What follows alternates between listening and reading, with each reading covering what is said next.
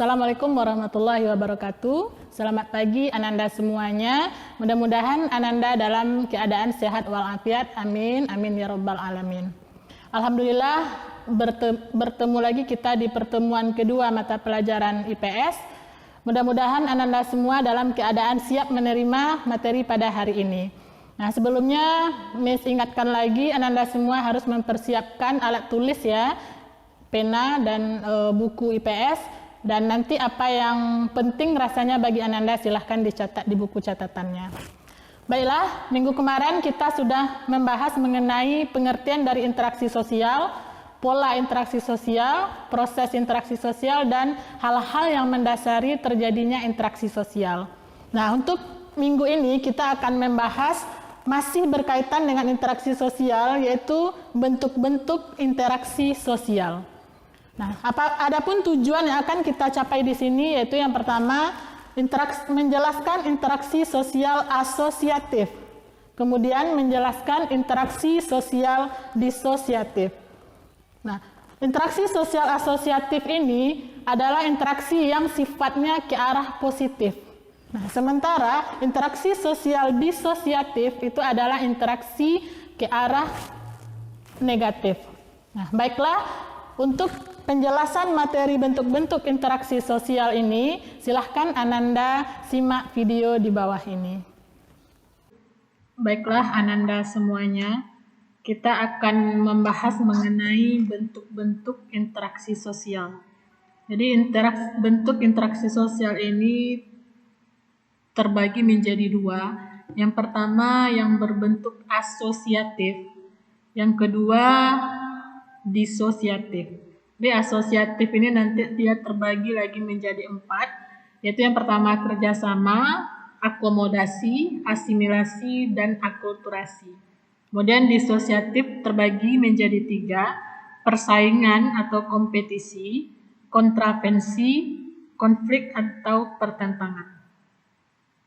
Baiklah, kita masuk bagian yang pertama bentuk-bentuk interaksi sosial, yaitu asosiatif. Jadi asosiatif ini arahnya adalah ke arah yang positif.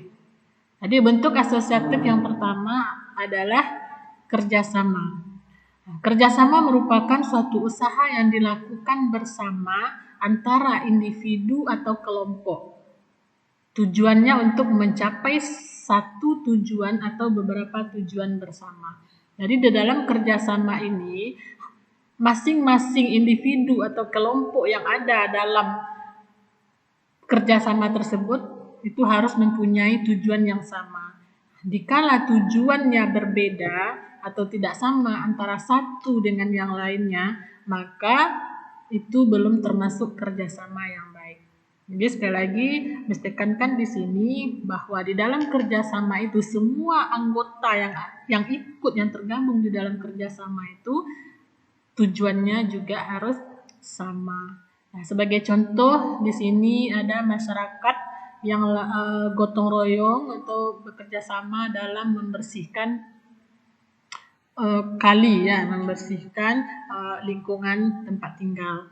Kemudian kalau di sekolah itu juga di sini Miss kasih contoh menciptakan lingkungan yang sehat, lingkungan sekolah yang sehat. Jadi nampak di sini siswa-siswa bergotong royong atau bekerja sama dalam membersihkan lingkungan sekolah. Nah, kemudian di sini bentuk interaksi asosiatif yang kedua yaitu yang berbentuk akomodasi. Akomodasi ini maksudnya adalah upaya yang dilakukan untuk menyelesaikan suatu pertikaian atau konflik oleh pihak-pihak yang bertikai. Hal tersebut dilakukan untuk meredakan pertentangan tersebut demi mencapainya sebuah kestabilan. Jadi maksudnya di sini akomodasi ada dua pihak yang bertentangan atau yang sedang ada masalah, maka di sini tujuannya adalah meredakan pertentangan tersebut atau menyelesaikan masalah tersebut. Nah, akomodasi ini terbagi menjadi 6. Yang pertama koersi, yang kedua itu kompromi, yang ketiga konsiliasi, yang keempat arbitrasi, Yang kelima, mediasi. Yang keenam, adjudikasi. Nah, nanti kita akan bahas satu persatu penjelasan dari bentuk-bentuk akomodasi ini. Bentuk akomodasi yang pertama yaitu koersi atau pemaksaan. Itu merupakan bentuk akomodasi yang pelaksanaannya dengan menggunakan paksaan, ancaman, tekanan maupun kekerasan. Sebagai contoh, koersi atau pemaksaan ini adalah pengemis atau pedagang asongan yang digusur secara paksa oleh Satpol PP atau Dinas Sosial. Kita sering melihat atau pernah melihat ya, seorang pengemis atau pedagang yang digusur atau yang disuruh pergi secara paksa oleh Satpol PP dan atau Dinas Sosial. Kemudian bentuk akomodasi yang kedua adalah kompromi. Kompromi ini adalah bentuk usaha dalam meredakan masalah melalui pengurangan tuntutan. Nah, pengurangan tuntutan ini maksudnya diredakan, ya, dikurangi besarnya tuntutan dari dua pihak yang sedang bermasalah. Sebagai contoh yang sangat sederhana di sini, misal Ananda bermain dengan sahabat Ananda atau teman Ananda. Nah, salah satu di antara Ananda dan teman tadi itu merasa antara Ananda dan teman tadi merasa ada yang dicurigai, ya. Nah, sehingga Ananda merasa kesal dengan teman Ananda tadi. Kemudian Ananda melampiaskan kekesalan Ananda tadi terhadap teman. Kemudian teman tersebut dia meminta maaf, mungkin karena dia memang merasa bersalah. Nah, setelah teman Ananda minta maaf tadi, kemudian Ananda beserta teman tadi melanjutkan bermain seperti sebelumnya, seperti biasa. Nah, dengan adanya permintaan maaf dari teman kita tadi, rasa emosi atau kesal Ananda tadi merasa berkurang atau bahkan sudah hilang, dan rasanya Ananda dengan teman tadi sudah merasa seperti biasa lagi. Itu disebut dengan kompromi. Nah, kemudian bentuk yang ketiga dari akomodasi ini adalah konsiliasi.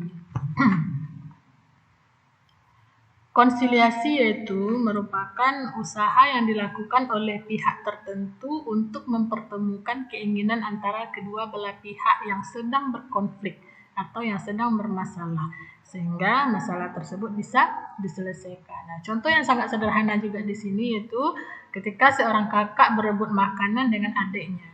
Nah, di saat kakak berkelahi atau berebut dengan adiknya, maka mama datang. Nah, mama datang di sini memanggil kakak dan adik, kemudian menasihati kedua-duanya sehingga mama menyelesaikan masalah ini dengan cara diambil makanan tadi, kemudian dibagi sehingga kakak sama adik tadi tidak lagi saling berebutan. Nah, jadi mama hadir di sini adalah untuk menyelesaikan kakak dan adik tadi yang sedang berebut makanan.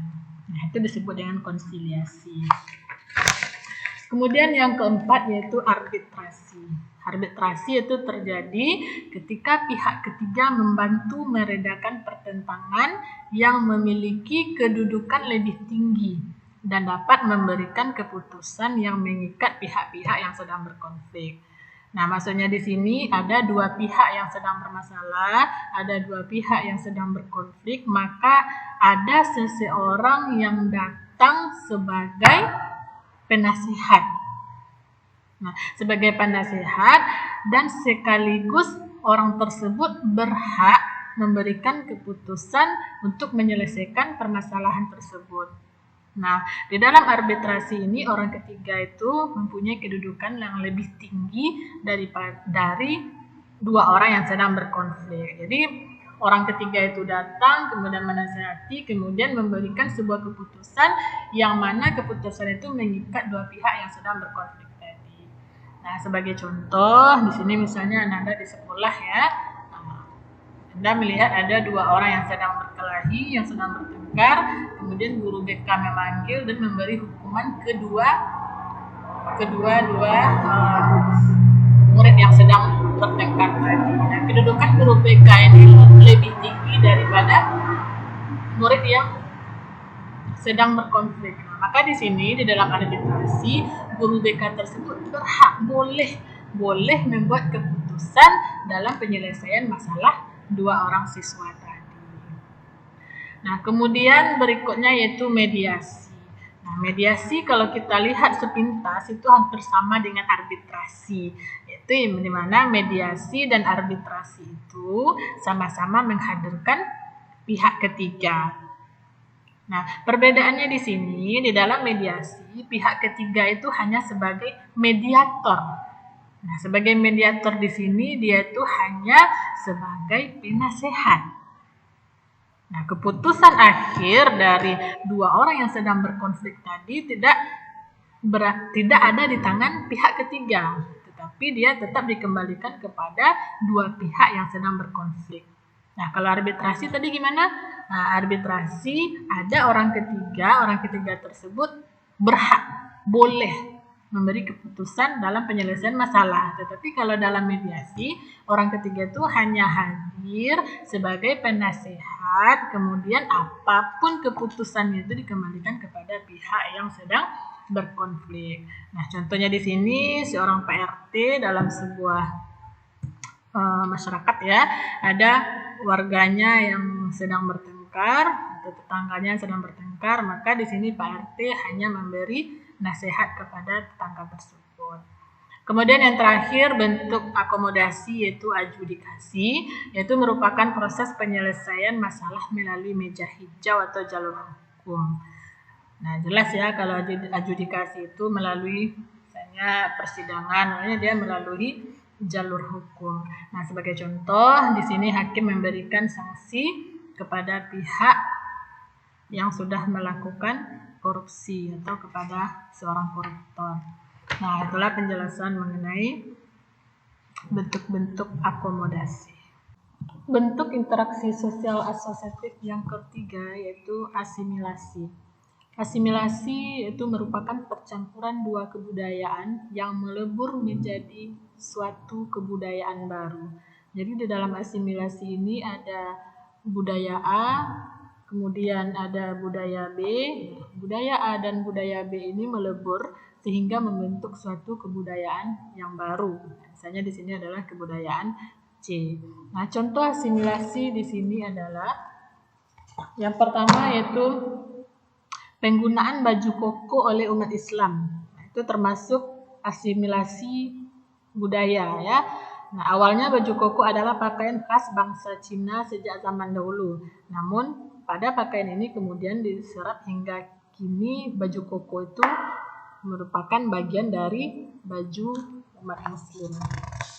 Nah, kemudian contoh yang kedua yang termasuk asimilasi yaitu di negara kita ya, di Indonesia, kita lihat makam-makam warga yang beragama Islam banyak menggunakan tulisan Arab di batu nisannya. Hal ini merupakan hasil asimilasi dari budaya lokal dan budaya Arab sehingga menggunakan nisan yang bertuliskan Arab.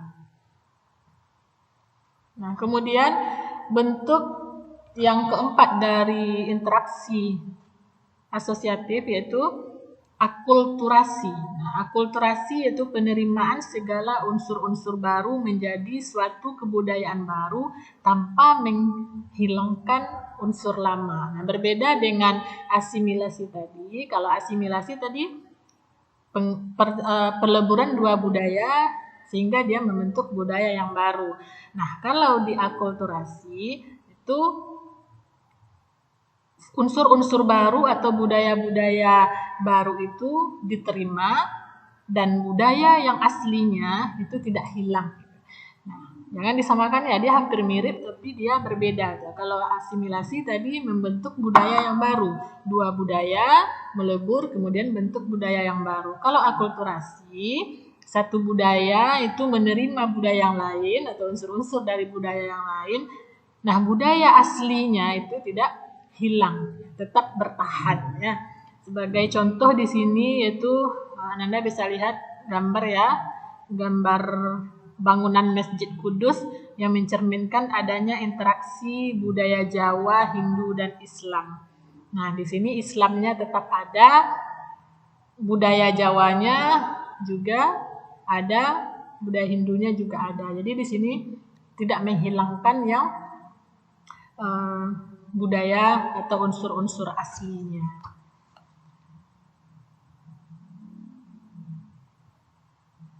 Oke, kemudian itu ya penjelasan mengenai bentuk interaksi asosiatif.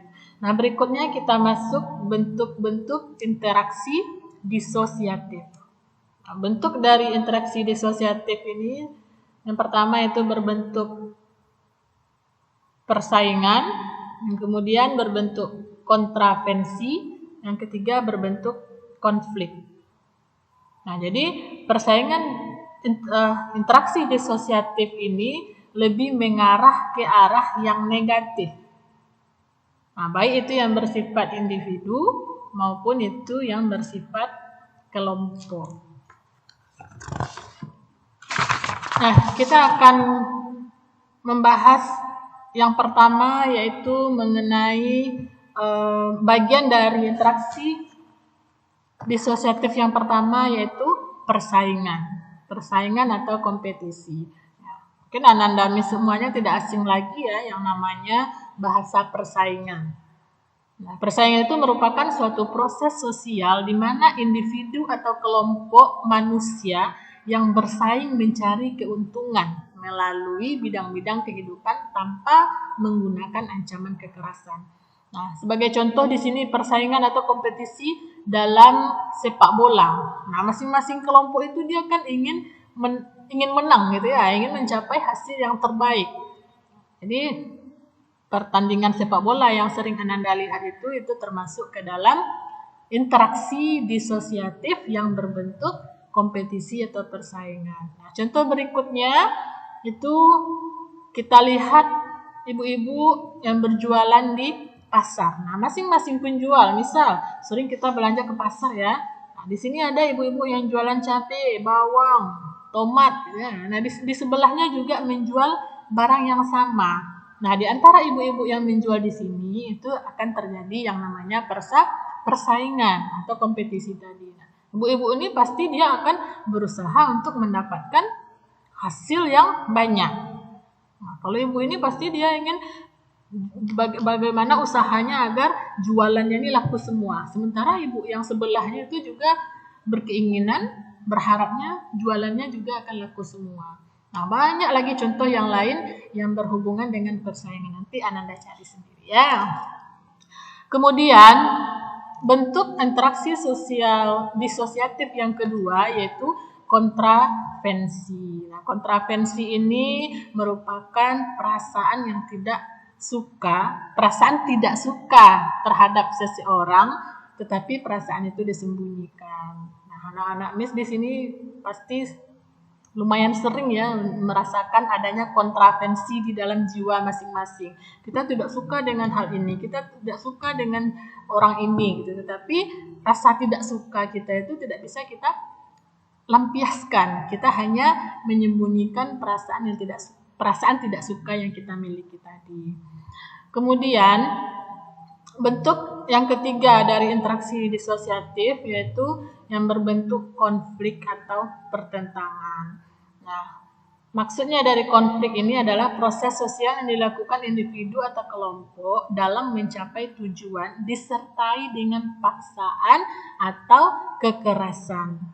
Pertentangan terjadi disebabkan oleh adanya perbedaan antara individu, kemudian ada perbedaan kebudayaan, perbedaan kepentingan, dan perubahan sosial.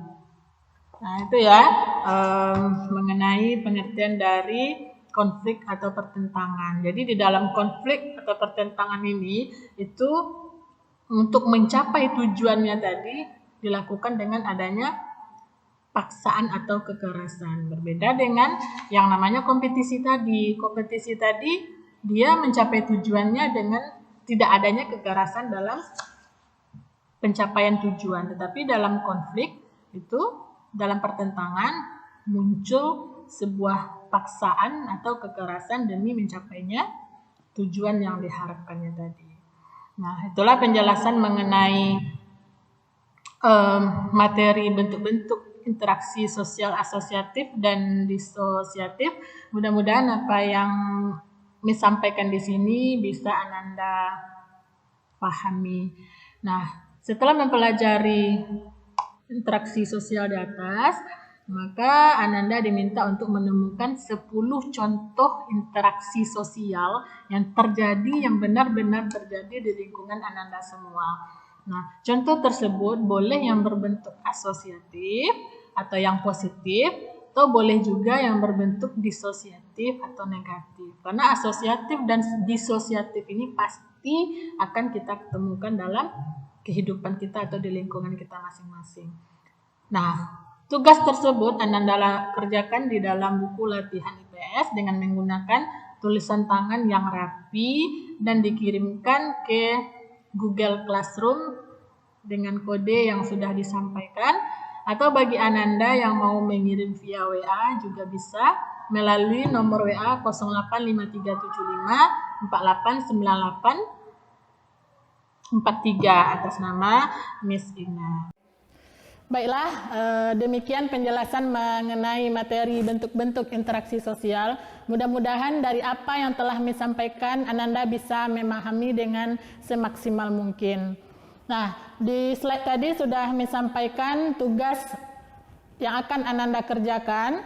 Silahkan dipahami modulnya dan dikerjakan tugas sebagaimana yang telah disampaikan. Nah, seandainya Ananda nanti ada kendala dalam pemahaman modul atau ada kendala dalam mengerjakan tugas, silahkan Ananda hubungi Miss di nomor WA yang telah disampaikan di slide tadi. Nah, mudah-mudahan Ananda bisa menikmati pelajaran IPS kita di hari ini. Mohon maaf. Wassalamualaikum warahmatullahi wabarakatuh.